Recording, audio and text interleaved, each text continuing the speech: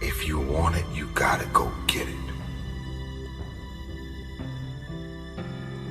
It's time to stay focused.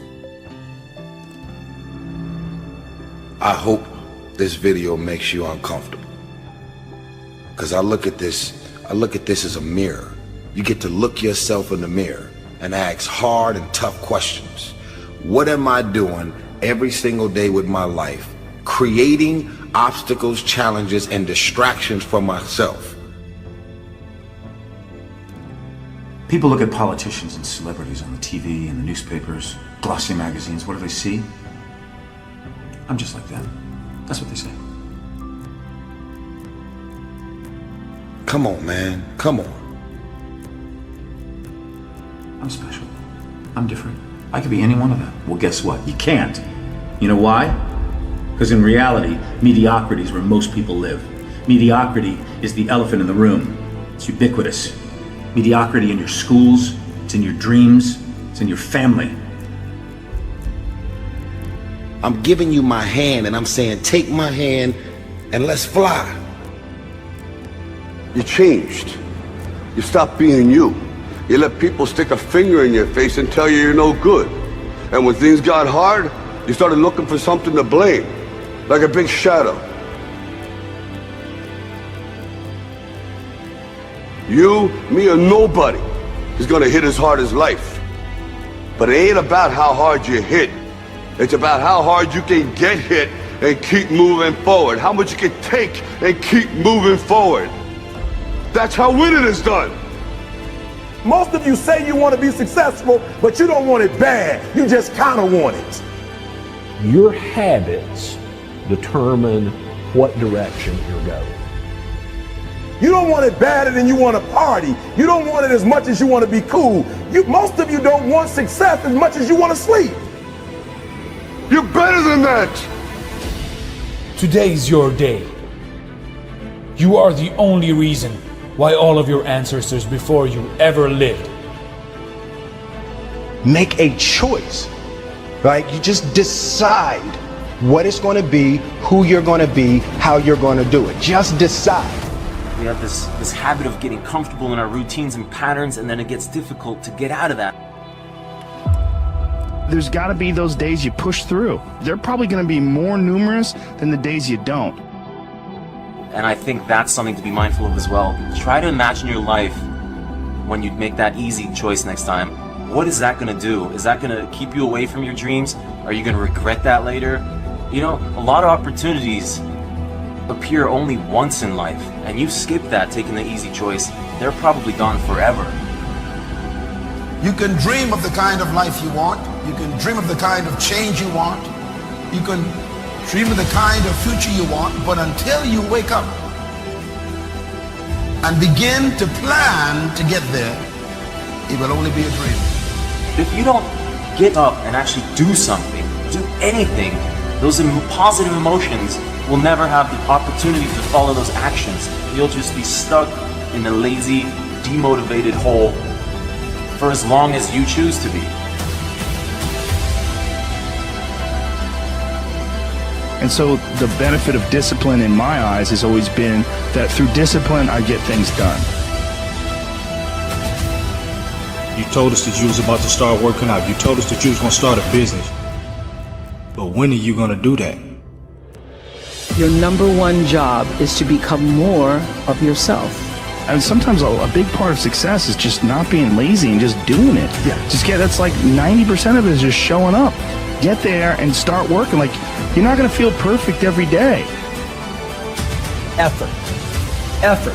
Man, I see so many people talking about hustle, hard work, determination, grind, work ethic. At the end of the day, when I look at the body of people, the men and women I've worked with around the world, at the end of the day, it's effort. Do I not have enough time? Or am I being lazy? And lazy comes in two different flavors. Lazy comes in two distinct flavors. Lazy comes in one flavor, which means not working. And you might be saying, hey, I'm constantly working, I'm constantly learning. That's an easy rebuttal. But The second flavor of lazy is not doing what needs to be done. It means holding out on doing what you know is necessary but hard to do. If you're looking for me, I'm not up there. I'm up here. You may be seated. If you're looking for leadership, you don't always have to look to the front to find it.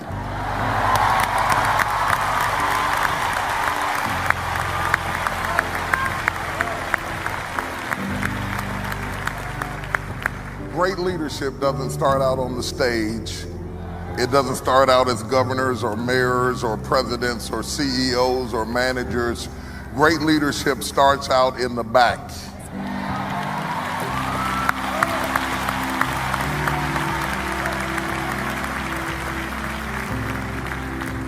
Today we're going to be talking about leadership, and before you do, we want to prepare your hearts and minds by understanding that leadership starts in the pews. If you're in a church, it starts in the pews. If you're in a business, it starts down in the janitorial booths. It starts with menial things. That's why the Bible said, despise not the day of small beginnings. You have to understand though, and I want you to get this in your mind and in your heart, and most of all in your head about leadership.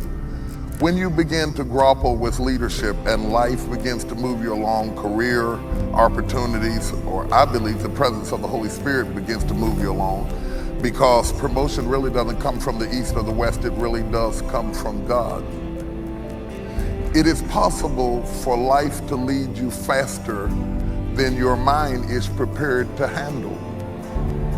God can move you into such a place that positionally you are in a state of leadership, but mentally and emotionally you really haven't got a grip on what life has handed you.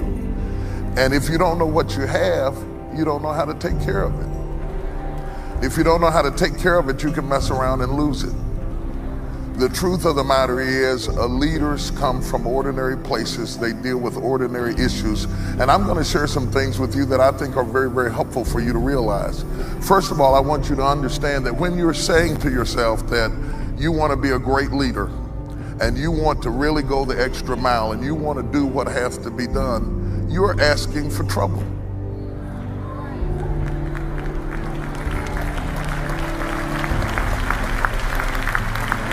You are absolutely asking for trouble. You're asking for trouble. And if you think about this a minute, you'll learn a very important concept that I think you need to understand. In the corporate world, in the business world, they actually pay you more money as you move up the ladder with more responsibility, okay? So if you are a superintendent, you might not make as much as a general manager. A general manager might not make as much as a regional manager. A CEO would make more than a regional manager. Let me tell you something. They're paying you for conflict. Are you hearing what I'm saying? It's not enough to have the degrees. What they're paying you for is your ability to manage conflict and pressure and struggles. Let me speak it, since I'm in church, let me speak it in biblical language. To him whom much is given, much is required. And so the more that is placed into your hands, the more you have to be able to handle and deal with and to be able to manage it. And I want to say something to you, to those of you, all of us are leaders in some way. All of us are leaders, whether you're leading your children or whether you're leading your family or just leading yourself. Sometimes it's hard to get yourself to act right. But as we go up in levels of leadership and we begin to develop more responsibility, we also begin to embrace more pressure and more problems and more adversity, and new levels bring new devils, bring new challenges, bring new opportunities, more of everything. Somebody just say more of everything. So when you are where you are right now and you say, I can't take this, I can't handle this, I don't want any more, this is driving me crazy, you are saying, I don't want to go any higher. You are rejecting the call to move forward, because moving forward and moving up means more problems. In fact, the problems that you're dealing with right now may be the fact that you are in training.